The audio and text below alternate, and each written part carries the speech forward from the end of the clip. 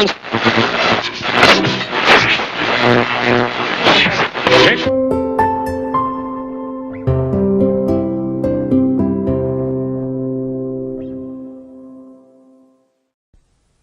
Chineke na-emema na-etu ọlụ aka gị siri anya n'elu waba gị ọba jiri ikwe kpọọ ya ko onye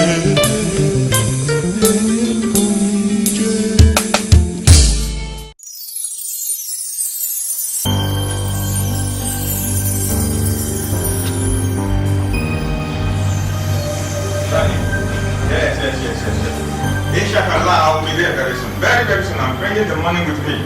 Just hold them on for me. I am coming, inshallah. Don't worry. Do Allah, hold them on. I am coming with the money. Yes, I said I'm coming with the money. Yeah. Now good day. Write a check of 3 million for me. There's a business there that I need to close up in Kano, and I need the money urgently. But you know I don't have that kind of money.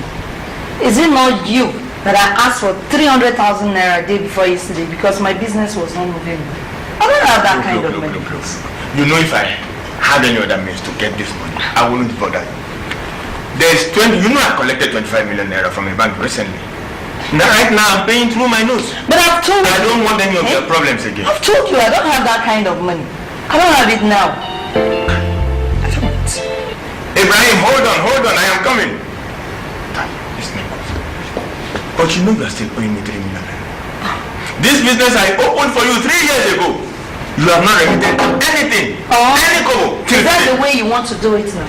Is it the cost of the small business that you want to set up that you are not counting figures in my book? You call it small? Hey!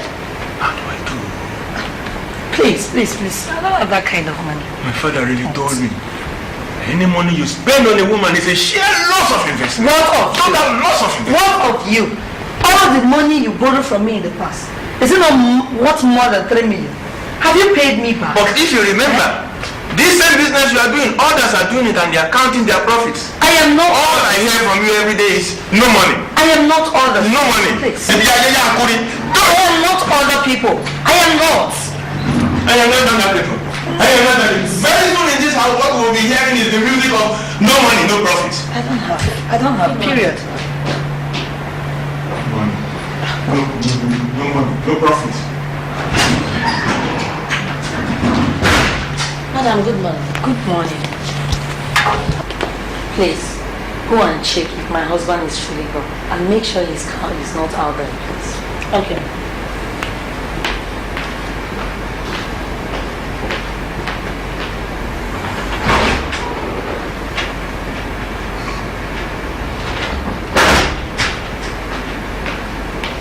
Guy's not there yet.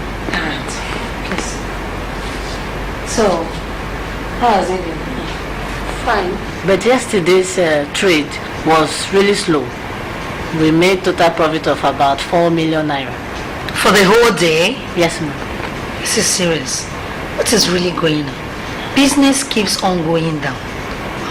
3 days ago it was 6 million naira. Now it has come down to 4 million. What is going on? Madam, the thing is, the product at Aba, people are not going for it anymore. They now have a replacement from Lagos. So it's the one in Lagos they are going for. Then you just have to sell off the stock at a cheap rate. Madam, it will take about 8 million naira to store it. That won't be any problem. That won't be any problem. I will instruct my bank to pay in the money into your account. Okay? Just do what I asked you to do. Okay, ma'am. Nkechi, you know I've entrusted so much money into your care. Don't steal my money. Don't. And be very watchful. I don't trust Obi now at all. Each time he comes here, he's always behaving funny. Be very careful because anything stolen will be deducted from your salary. You know that. And I mean it. Madam, trust me now. There shall be no loss. Okay? I trust you. I trust you. Okay, ma'am. Let me get going in order for me to make the order.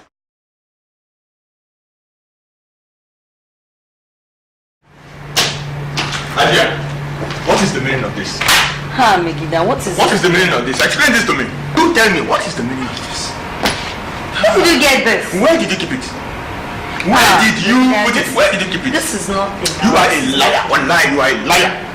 You are a thief. You are a cheat. Ah, This is Megida. what you have been using all my money to do. Just this morning, I asked you for just 3 million naira. Only 3 million naira. Megida, you There are is no accusing money. me wrongly. What do you mean I am You are accusing me You wrongly. think I cannot read again? Or is there any other Mrs. Ifeyinwa Adamu in this community with us here? Megida, this is not mine. It is not my own. Then whose is it? It's for my brother in London. Ike, you know I don't him now. He said I should help him to build Woman, a house. stop patronizing me. Give me your brother's number. I need to call him. Megida. I need to call him. I do not believe you. Give me his number. His number is not here. Let me get the other phone inside. Go and get it for me. I need to speak with him. This is what you can imagine. Something of this magnitude. See this one. Okay.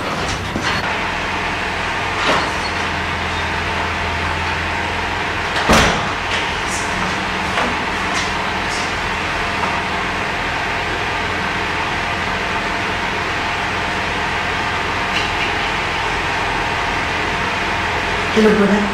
Brother, please. Brother, please. If my husband asks anything, just say yes, okay? If he asks you anything about building, any project at all, just say yes. It's your own, okay? Okay? Okay. I'll speak with you. You said you want to speak with me. Yes. Or can I not speak with him? Is it not my in-law? You can go ahead. Go ahead. I'll speak with him. No money, no money, no money, no money.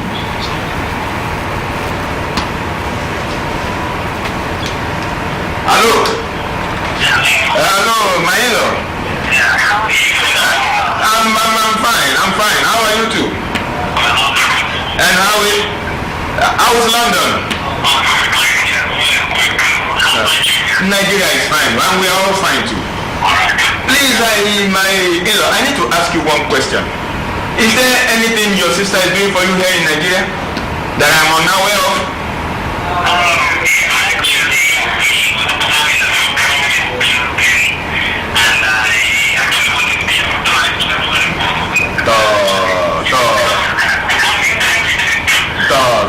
Well, it caught me unawares. So that is the reason why I said I should ask you. Thank you. We will talk later, yeah? Thank you. Yeah. You've seen it now. You accused me wrongly. When I was telling you, you didn't believe me. Well, my dear, don't be annoyed. Don't be annoyed. You know, you should have told me this thing first. And I should be the first person you will have. You should have believed me now. I'm sorry. You don't trust me. I'm sorry. My father must hear this. My father must hear this. Please, I don't want the old man again. What do I do to thank you? I'm sorry. Don't be annoyed. You'll get me a new car. It's a new car. A new car? You have 3 cars already. What do you want the 4th one for? You want to turn my house to a garage? Alright, I will tell my daddy. I'm going to tell my father about this. If you don't want to get a new car, I will tell my father. For another car.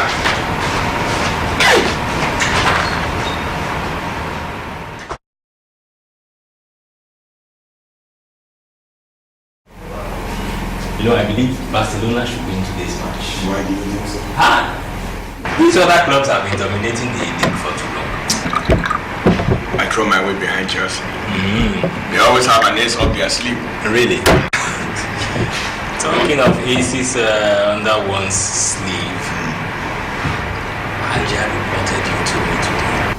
Which one, Hadia? Your Hadia or my Hadia? Yours, of course. And you know, What is it this time? she was saying you were calling her all sorts of names, Barau, Ode, criminal. She wanted me to buy her a car and I don't have that money right now.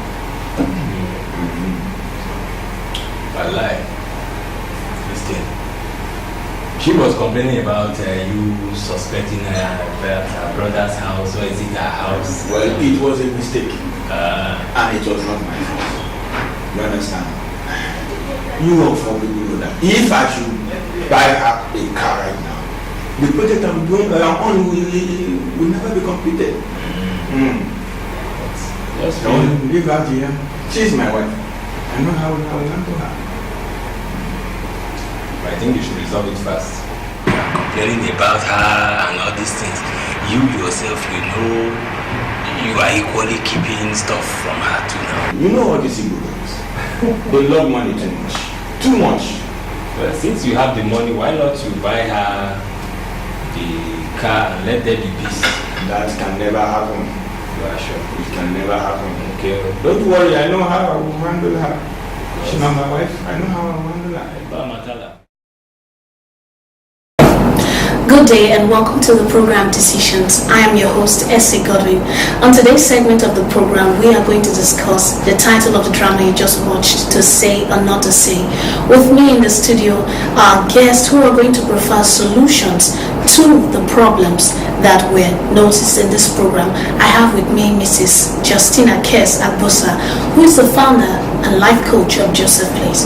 You're welcome to the program, ma'am. Thank you, Essie. Good day to you. I also have with me Pastor Victor Ekpe. He's the associate pastor of the Church of God Mission Praise Center, Japa Road. You're welcome, sir. Thank you very much. On today's program, especially in the drama we just watched, I see an issue of communication. These couples, they obviously didn't have a good communication among themselves. So, Pastor Victor, what is communication? What's the role of communication in marriage? Well, communication in marriage is very, very important, and for everyone watching, one thing we need to get clear is communication. There is a sender of information, and the person you're sending information to has to receive the information. So communication is very important. Two of us, the husband and the wife, they are going to a destination, so they need to communicate properly. There should be a proper line of sight. Yes. So the husband, the wife, the children, they all know, everybody knows clearly where we are going to. So communication is important. If we don't have good communication, openness, open to one another, communicate everything. You see, sometimes somebody can get carried away, just think that she should understand that this is what I know. There's no room for she should understand or he should understand. You have to they should communicate understand. well. Yes. You know, everything should be communicated clear. So what do you think? Just like Pastor Victor has said, that communication is the foundation, proper communication, that is the foundation for any successful association, especially in marriage. Because just like he said, we are going in a direction. There's a destination that a family should have a mission. Okay. And that mission should be properly communicated to everybody that is involved. And the two primary partners of that mission, that's marriage, are the husband and the wife. So if they don't get it right, their family cannot reach the destination they are going to. So everything, just like I said, there's no assumption. If you are in doubt, ask questions and expect that answers to clarify your doubts in the beginning. Okay, so communications come in different parts. So Pastor Victor, what kind of communication or what methods of communication are particular to marriage? All right, there's no hard and fast rule, but it all depends on the subject to be communicated. The subject to be communicated, because you understand that there are issues you want to communicate. You see, when you communicate, there's the noise factor. Okay. In every communication, there's always the noise factor. So, setting key information, just like when you want to propose to the lady, you just feel like, no, I shouldn't do this one on the phone. We should get to a Mr. Big, sit down and, the same way, setting key issues you want to communicate. You don't communicate it when you are reading the newspaper and she is frying plantain. That's not going to communicate certain issues. Some issues are left to be communicated one-on-one in the bedroom. Some issues, so it just depends. So there's no hard and fast rule. So some things you can communicate via phone. Some things you have to sit one-on-one to talk with yourself. So communication should be done at the right place at the right time. That's right. Mrs. Agosa, I'd like to hear from you. He has said it all. There's a way to communicate. You can say the same thing in different ways, and one will make the person happy, the other one will make the person sad. It is the same information you are communicating. Mr. Adamu's reasons for not communicating to to his wife about the project he was handling is because he thinks she behaves like Igbo women who get to know about their husband's money and start making serious demands. Mrs. Adosa, what do you think of such a man? Because like many men out there, they have this mindset. What are your advice? Because I was talking with a group of people recently, and it was a really heated, discussion on this matter. I was trying to understand why men think that women are there to finish their money. And the men were saying that it's a mistake for your wife to know that you have money, because until they see the last cover, they won't rest. And I was wondering why. I said because I know couples, for example, who have common purses, and who are, I was telling them that if I don't know what my husband earns, for example, or what he brings home, I will make unusual demands. Yes. And it will be stupid of me, because I don't know, maybe he earns 15 naira. I will come and make a demand of 60 naira, and the man is wondering what is wrong with this woman. It is because I don't know. I am assuming that with his qualification and that company is working, maybe it will be 60 naira. I'm assuming. So when I come, the man will now feel as if this woman is foolish, she wants my money to finish. It's a stupid woman that will know that her husband is earning 15 naira and come and demand for 60 naira. Yes. Every woman wants to build, I assume so, that a lot of women want to build their homes. And likewise, when the man knows what his wife is earning, and the wife knows what the husband, and they know what is coming into the family at a certain time, it is better, it will help them plan. But when you don't trust, a lot of men don't trust their wives to know. And I don't know where they have done this conclusion from. Whether it's a stereotype, I don't know. But a lot of men that I have come across don't believe that their wife should know how much they earn, because they think that their wife just got the shopping spree and finished the money, then rest. So I don't know. I think Pastor Victor, who is a man, I don't know where that mindset is coming from. I think it should. Pastor Victor, Alright, I'd like to say that it's not only about Igbo women. Let's get that very, very clear. Now, as a man, you're getting married. You probably have seen one or two instances. You've heard one or two instances. You've watched some home videos. You've heard what some women did to their husbands. So some of these things that people have heard, that's why the Bible says faith comes by hearing. At the same time, the things that pollute our spirit, they also come by the things that we hear and the things that we have seen as well. So some of these men, is because of what they have seen. That's why they come to they are starting their relationship with, they are looking at their wife with one kind of eye, that this one is going to behave like the other. But I want to say to every man there, everybody should be given an opportunity to prove who they are. Don't just assume that they are all like that. Yes. Give trust. Enter that relationship with an open heart. That's when you can get the best of the person. Love, open up your heart, trust this woman. Yes. She may just surprise you. She may not be like the other one. So that's my advice to men out there. Okay. What do you say about Mrs. Adamu, who has a house she was building and the husband stumbled? He saw the document and she said, no, I'm not building the house. It's for my brother. I'm helping him. And she connected with the brother, and the brother also lied on her behalf. Mrs. Agosa, what do you think that woman should have done? It wasn't the best choice to lie. When there's breakdown in communication, lies will thrive in that kind of environment. Because you don't know my mind, I don't know your mind. Okay. I don't know how you're going to react, you don't know how I'm going to react. We are hiding things from each other. When that communication is not there, it's an atmosphere for lies to thrive. Because I have to save my head. The other person has to save his head. So we are lying to each other. But if that foundation of communication and trust was built from the beginning, just like he said, give the person a chance to fail. But we can't enter into a marriage as we are entering into a battle. I want to protect my territory. And that is what we are saying in marriages these days. Everybody wants to protect their territory. I don't want to, please don't, just stay on your let me stay on. This is not what God planned. God said, and the two of them shall be one. Become one. So, that openness is to every, so if you are marrying a woman, you are not marrying women that used to lie with that kind of stuff. I was talking to my son recently and he said there's this saying that which woman can marry a millionaire? And they said it is the one that which woman make a man a millionaire? They say it's the one that marries a billionaire. That means we marry a billionaire and make him fall. That is scary. Imagine that kind of thing that is spread all over the place. And if we have that kind of mindset, don't go there and marry that kind of mindset. Marry with the mindset of, I'm marrying Patricia.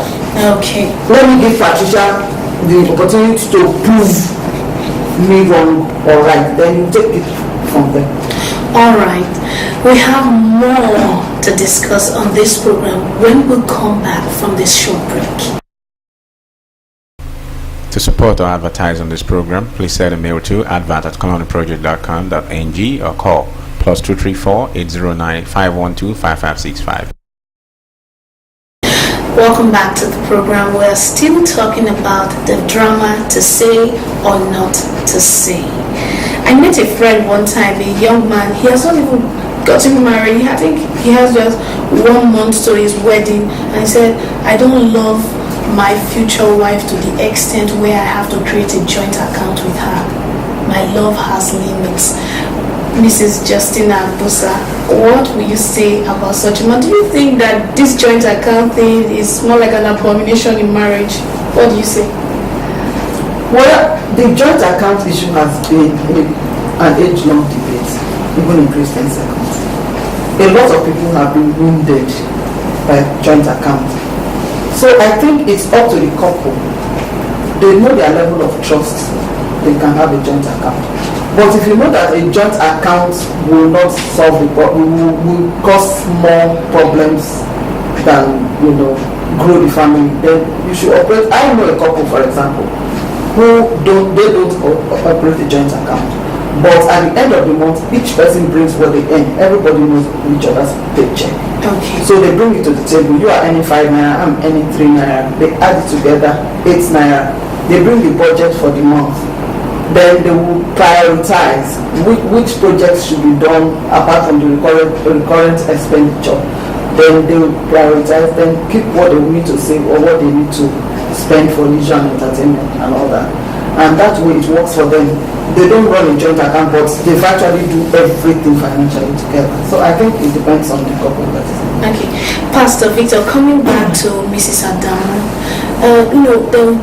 there could be a lady out there now saying, you don't know the reason why I have to do what I'm doing. Maybe that lady out there is doing the same thing Mrs. Adamu is doing. My husband is something else. I can't even, I can't even communicate with him. I can barely plan with him. So don't you think I'm doing the right thing? What do you have to say to such a lady out there who think they are doing the right thing?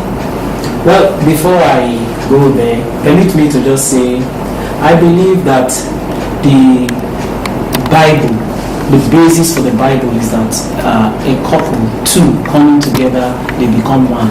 I personally don't believe that a husband should be giving his wife chop money, as they say. I personally don't believe. I don't believe there should be my money, your money. I believe all money should be our money. Now, it can be our money, but one can be in your name, one can be in my name. But that's how I run my family. We spend from anywhere. She has access to my account, I have access to her account. The money is our money. We have a project. We have where we are going to.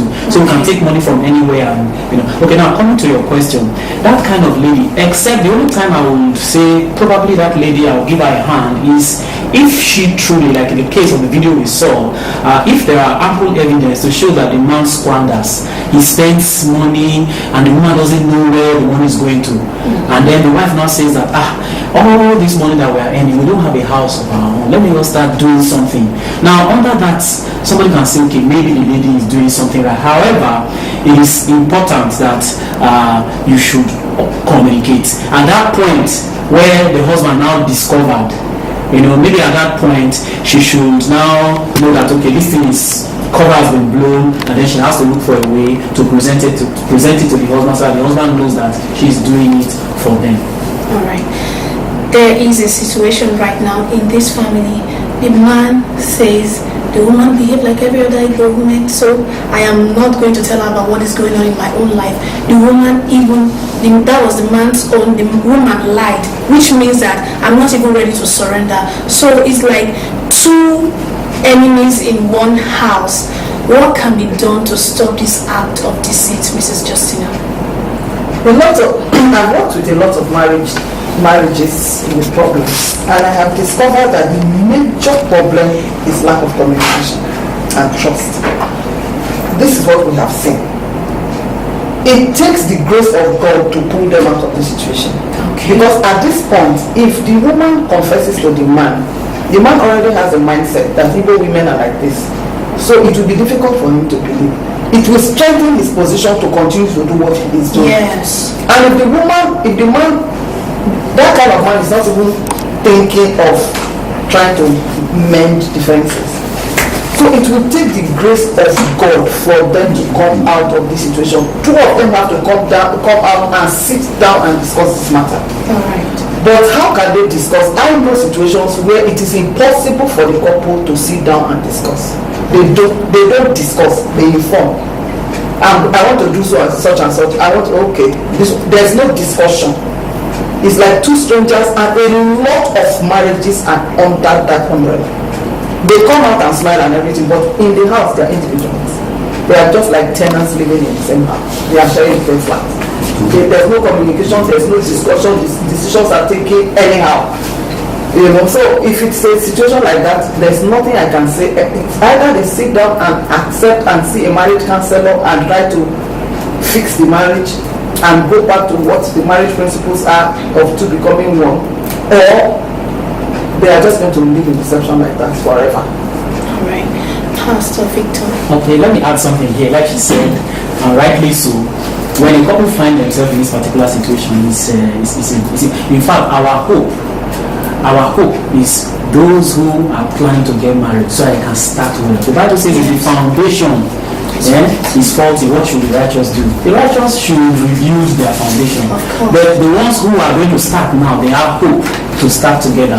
When I was to get married, I was not even married. A year before marriage, we were already running our finances together. I was bringing all I was earning, my wife to do was bringing all, we were already planning. We bought everything to be in our house 1 year before we got married. Wow. With both monies. So it's better, it's easier to impact those that are planning to get married. For the ones that are already married and they find themselves in this situation, like she said, we take the grace of God. Somebody has to be ready to be vulnerable. Okay. Because when I don't trust you don't trust me, but now we want to work together. Look at this. Let me paint a scenario for you. Two people get into a bus. One is going towards Benin City, while one is going towards Warrior, and the bus is at Ogara. So where are we going to go to? That's what that couple, how are they going to achieve? One is pulling us this way, the other one is pulling us this way. So for them to be able to correct this thing, somebody should be willing to say, okay, you know what? I will open up to you. And when you open up, you must say it. You will become vulnerable when you open up. Let me stop there. All right. This program is really interesting, and I just hope you're not really missing out on this. It's very necessary as couple that you people should communicate with yourself. Therefore, with being couples there, to be couple, you people should create a better foundation. Else, this house that you are trying to build would not last long. Mrs. Justin Agbosa, I really appreciate you for coming to this program. Pastor Victor, I appreciate you so much. We're going to be having more topics, more subject matters like this on this program of Decision. Tune on to ACBN Mondays and Sundays. That's when we air our program. Have a lovely day.